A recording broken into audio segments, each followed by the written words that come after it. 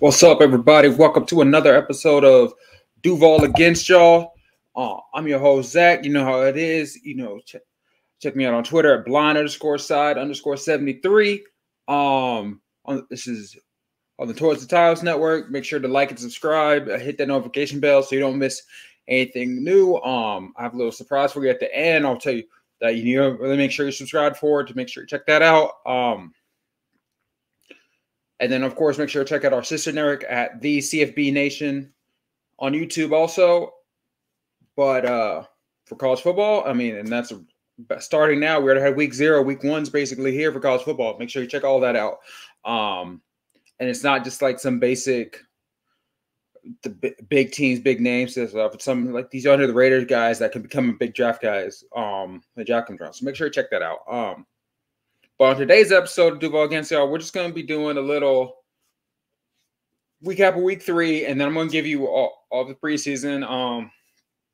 And I'm going to dive into a little bit with the 53-man roster. There's a couple surprises on there. But with the season coming up, time to go deep in there. All right, so first, like I said, we're just going to start with preseason week 3 against the Dolphins. There was a few in the early nice things to talk about. We actually got to see the starters for extended period of time, which I thought was great because I've been waiting all preseason to see that. Over a defense that's everyone's saying is going to be good. Yes, Jalen Ramsey's not going to be playing, didn't play, and then their 2 starting defensive tackles didn't play. But the guys who did play either are getting weak or starters, or they're going to be rotating in a lot, like most D linemen do. And I feel like we adjusted. We just went up and down the field on them with our starters and with our backups to some extent. We got to see some really nice plays. We got to see Tank Bigsby run with the starters. He did unfortunately have that fumble at the goal line, but I feel like he'll clear that up. In the next drive, we still kept feeding him, which I really like. I feel like a lot of coaches would have doghoused him after that, but we got to see him keep going with the starters. So that was great to see. The Trevor Lawrence Calvin Ridley connection is going to be great. Looks like. I feel like they're already developing trust. I feel like maybe not as much trust as T-Law has with Christian Kirk, but it's still a great connection forming already. He's trusting him to go get the catch. Just like we had that 28-yard catch that originally was ruled incomplete, but then it looked like he got both feet inbounds somehow. I don't know how he did it. His 1 foot looked like he may be on the line. So in the game, probably would have been a regular season game, probably wouldn't have been ruled incomplete. But that was nice to see just the potential Ridley has. 3 catches for 50 yards is a great stat for a little bit he was in with the starters with 2 drives. Spread that out over a full game. That's a lot. I don't think he'll do it. I don't think he'll be getting 12 catches for 150 yards. I don't think he'll do all that, but every game. But I feel like he's a great addition, having another great receiver. I think he's going to prove to be the number 1 receiver, which can put Kirk at the 2 or in the slot more, which is going to be a great thing for him. His stats may go down, but for the team where you can't cover everybody of our and you got Evan Ingram coming. You got Zay Jones over there too. So I feel like that's great to see. And then you got 2 great running backs with ETN and Tank Bigsby. It's going to be a great offense, I feel like. Our defense still did its job. We kind of shut down other than that one explosive play. For some reason, we didn't have a guy directly covering Tyreek Hill, the fastest player in the league. But so we got a 32-yard gain off of that. I feel like maybe with certain players, Mike Carter might need to switch up the scheme a little bit and have Tyson Campbell follow a little more than he does. I think he's capable to do it. He's shown he can do it, but I feel like it's going to take a minute for him to implement that every game. But other than that, I feel like defense did great. The backup guys got turnovers, so that was great to see. Yasir Abdullah had his interception. That was great because he's going to be the guy. Him and as much as we don't like him, Chase on is going to be our 2 pass rushers, especially early. But I feel like Yasir is going to grow on us. I think Chase on, we know it is, but the coaches love him on teams and what he does there. And this is his probably going to be his last year at Jacksonville. But so that's was great to see. The corners look pretty good. I think Trey Herndon kind of locked in his nickel role. I think he pretty much had it anyway, but I think he held off Gregory Jr. for the starting role, at least early. Now, of course, the season goes on. Things may change. And then Gregory Jr. may be starting in the nickel one time. But we'll see how that goes. All in all, like I said, I was just gonna touch on the week 3. Tim Jones had a drop, but then he made up for it with the 74-yard touchdown. So that's good. That was good to see because, I mean, he's going to be one of our depth pieces. Luke Farrell getting some plays early was kind of shocking because I feel like everyone kind of forgot him as the blocking guy. But he was showing he could still catch. So that's good to know. That way we have even more options at the receiver. So we're going to have him, Ingram, and Brenton Strange, and Zay Jones, and Calvin Ridley, and Christian Kirk. It's going to be a great offense. I don't think it's going to, like, the offensive line was holding up, so that's going to be our weakest thing. I think it's going to hold us or help us be in a crazy stat level offense. The offensive line looked fine. It didn't look bad. Walter Little didn't play, so Cam Robinson pretty much played mostly. I'm pretty sure I saw him into the third, fourth quarter. So, which is good because since he's getting his suspension for the next 4 games, for the first 4 games. But everyone on the line looked good. I mean, Anton Harrison had the one play. He got beat inside and he held a little bit. He got called for holding. But that's fine. That's not, which isn't great, but it's fine with just being the one guy. It's not like every play there was a penalty or something. Everybody looked pass rushing or pass blocking. Everybody looked great. Cam still struggled a little bit, but I'm gonna say struggled. He just didn't have an elite tackle game, which is fine. I mean, part of the plus is Trevor's release is so quick. Our offensive line doesn't be the greatest offensive line ever. Just kind of has to hold it down just long enough for us to keep it going. But that was great to see. Like I said, the offensive line was fine. The D line could be better, but I still think we need another guy on the edge. But we'll see how the season goes. The team coaches are seeing we are a little. What's the word? Not quick to change. Let's go with that. For certain things, like last year, we were always saying give Darius a shot outside because Herndon wasn't keeping it done. It took them a while, but then they actually did. And then the pass even got a lot better. So maybe they'll learn, and maybe we just as fans we not know as much as we should. But I still think, well, if we get another edge, I think that's like the one thing that might hold us back. I feel like our linebackers looking better, our corners are better, our safeties are better. Everything else as a unit is better. Our depth is way better than I've ever seen in Jacksonville. So that's all good. But again, that's probably the biggest thing. I'm like, we need one more guy. Which Melvin Ingram's still out there. Because that's who I would try to get. I mean, he doesn't play. He's not like how he used to be, but he does enough. He can hold it down. As the third, fourth guy, I feel like it would be great, but we'll see how it goes. We don't really need him early. We need him more early than we do later in the season, when Smootty comes back. But the first 4 games aren't too bad, and then maybe we'll probably regroup, see what's going on.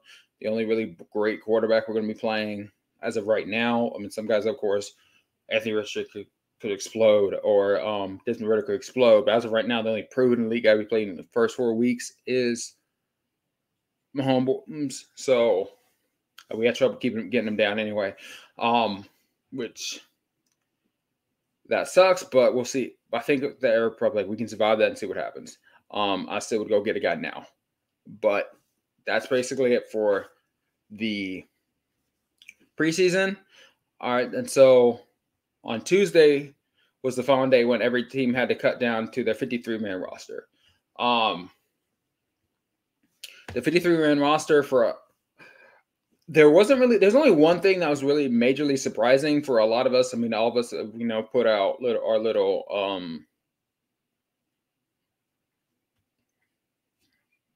predictions, and all of us had 4 tight ends. Every mock I saw, everyone had 4 drafted. With Garrett Prince being that 4th guy. But then when it came out, they only kept 3 tight ends and kept 7 receivers, which was crazy. A lot of us were like, I don't know what receivers are going to get cut. They're all kind of good. Who were cutting. But I feel like Jacksonville made the decision to keep Elijah Cooks over Garrett Prince because, I mean, we all heard out of camp Garrett Prince was scoring all the time. He was dominating. But then when games came on, crickets, which is not you like the personally I'd rather have a guy that's the opposite. Practice doesn't look great, but game lights turn on, he shines. So maybe that's part of the reason why Garrett Prince got cut. I just feel like it was just I never noticed him in the game. I was wondering like what was all this we're hearing out of camp and then games and then nothing. But that was cool. Good to know.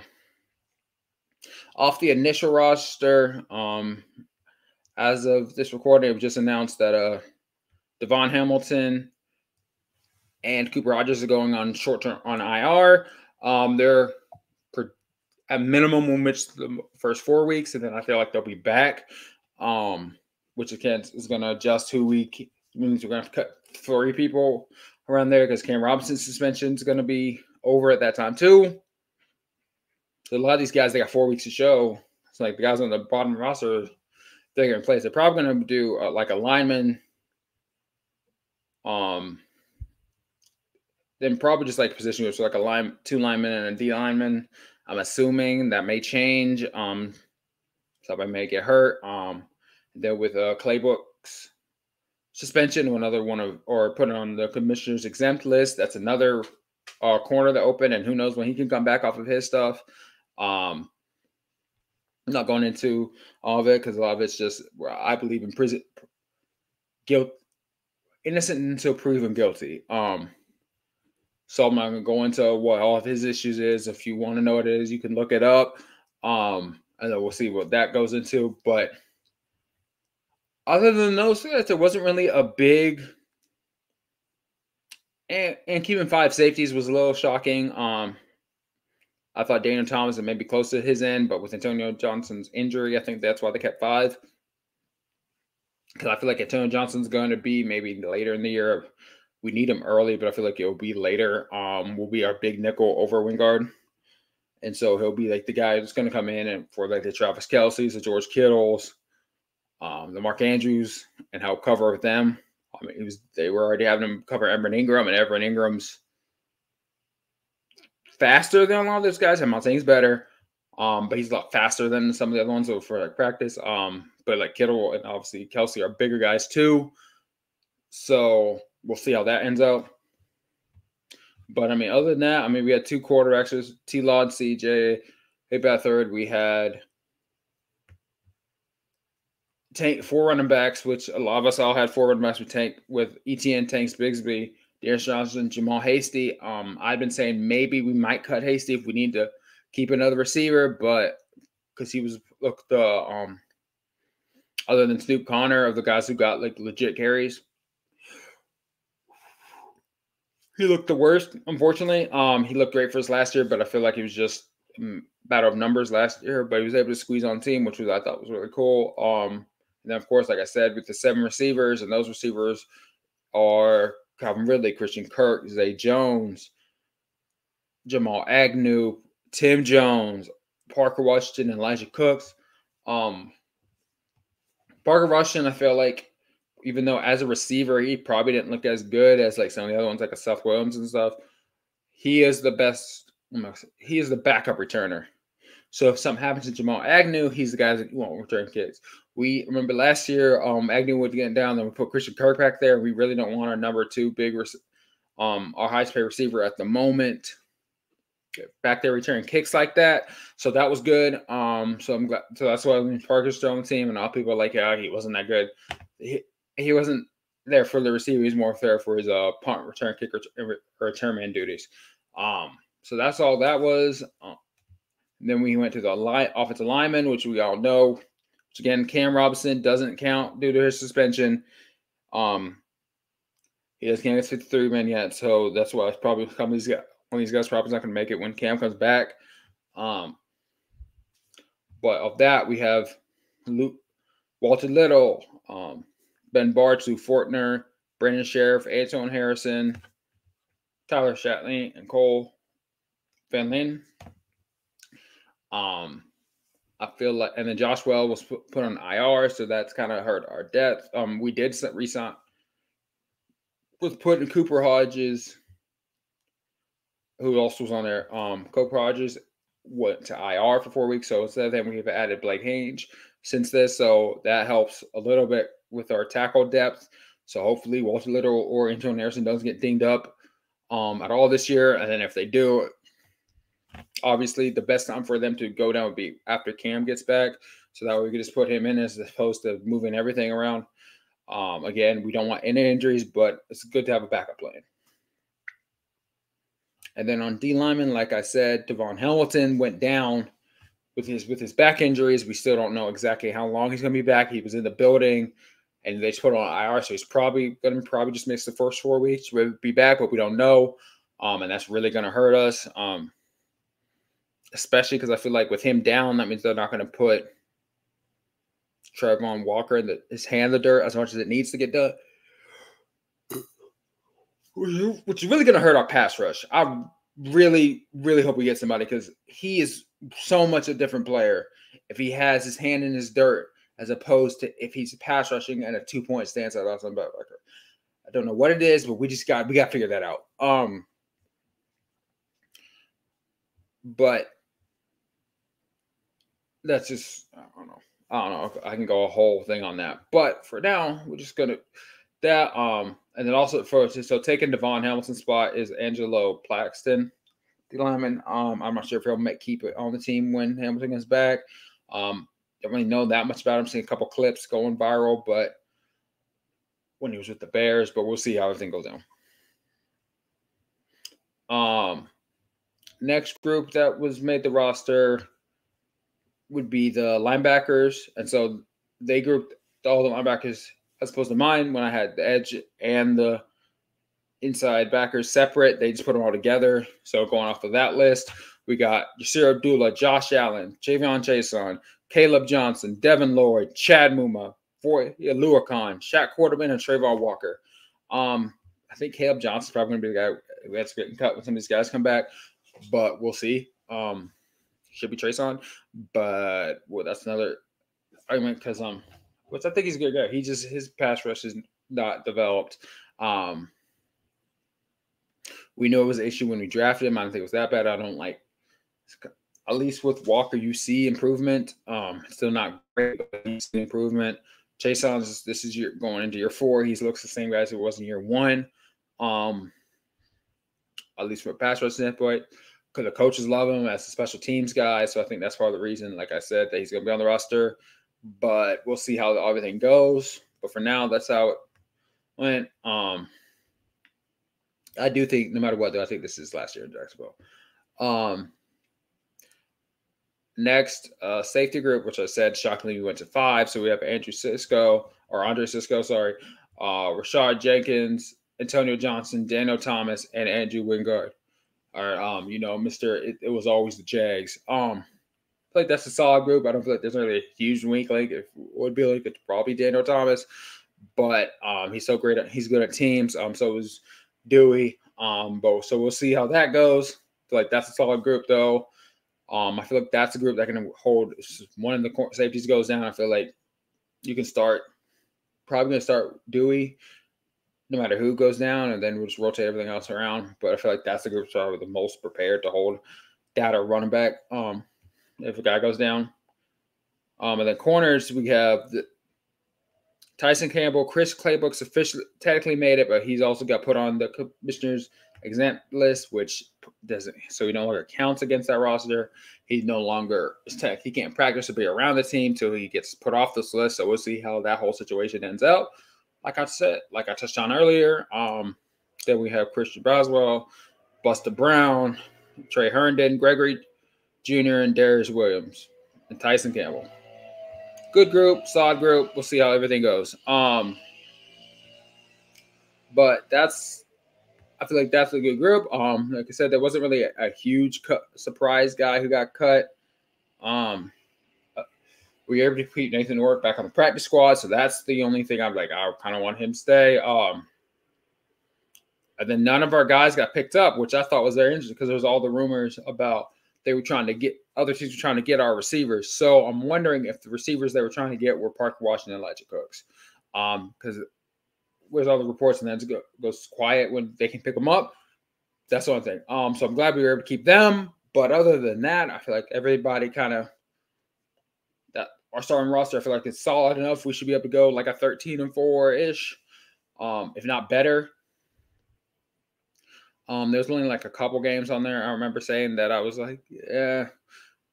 And also a lot of it depends on how it looks by the time the season ends. A lot of our tougher games are like early mid-season. So hopefully we come up on top. I mean, I feel like we still got the South just due to either everyone else is just rookies and young or they're trying to do a last hurrah old squad. And that doesn't always work. Like, I just got to do a little Titans fans. Well, you always sign in these older receivers. It's very interesting. I mean, but it's hopefully that maybe this one works out for you. But say Antoine Bolden didn't, or Andre Johnson didn't work. Julio Jones didn't work. Randy Moss didn't work. But DeAndre maybe have. That's the only team I feel like that should be able to give us a competition for it because their defense is really good. But I feel like the South still ours. Colts, I feel like, are like a year or two away. The Texans are like 3 years away. I feel offensively, defensively, I think they'll be fine. But offensively, especially without having their first round pick, so it's not like they can go get Marvin Harrison Jr. and change the game. But we'll see. But for that, that was my little 3-3 precept and my recap of my 53-man roster. Just remember, everybody, like and subscribe. Check out our Patreons, check out our website, toiletstotitles.com and patreon.com/toiletstotitles. We have a bunch of cool stuff coming for you guys. Fantasy season's here, so we got a bunch of fantasy content coming for everyone. No matter what your level of fantasy is if it's like you just started, you've been playing, or you're a veteran that have been playing Dynasty for years. We got something for everybody. So check all this out. Check all these other cool shows out. Check out no matter what you're into, football wise, gambling wise, horse betting. We got everything on here right now. So make sure to check it out. We're looking to maybe get some more sports stuff coming. So that's it. This is something grow. So just give us a shout out and everything. Appreciate you staying with us, and just remember it's Duval. What's up, Title Tribe? We appreciate you watching the show. If you want to catch up on all of our college football content, make sure you subscribe to the CFB Nation by clicking their link below. Make sure you subscribe to the Toilets Titles Podcast Network by clicking our link below. And make sure to catch our other content by watching these videos to the side of me.